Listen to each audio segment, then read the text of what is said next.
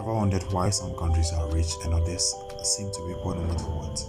Well, this is where the world systems theory comes in, developed by sociologist Immanuel Wallerstein. The theory divides the world into three zones based on economic power and global trade.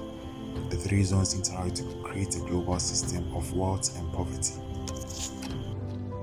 The world system theory is divided into three groups.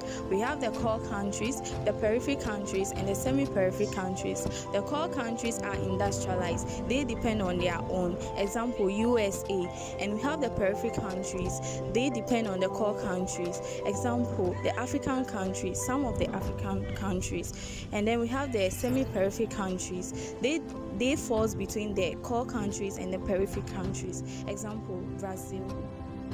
First world countries. The first world countries are countries that are developed. They are countries that have an economically stable background and are dominant in other world organizations. These countries contribute massively to other countries in terms of money and effort. These examples of these countries are the US, Japan, and Hong Kong. Periphery countries. These countries are generally poor and less developed. They provide natural resources, cheap labor, and raw materials to their core countries. Examples include Ghana, Haiti, and many other developing nations. Semi-periphery countries. These nations fall between core and periphery. They have some industrial development and growing economies, but still depend partly on core countries. Okay, so I'll be talking about the critiques of the world system theory.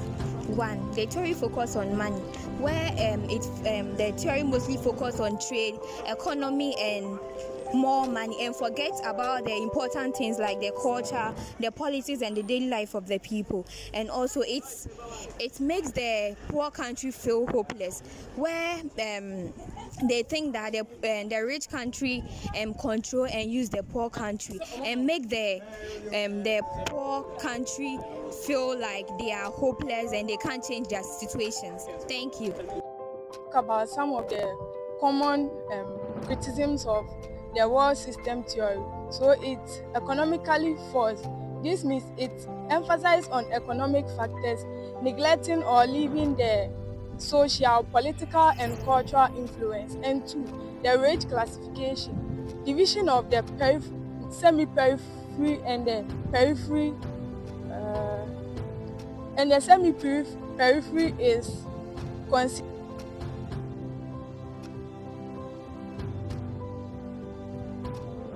about world system theory. I would like to give more example. 1, environmental impact. 2, justice and inequality. 3, global interconnectedness. Then I would like to explain global interconnectedness.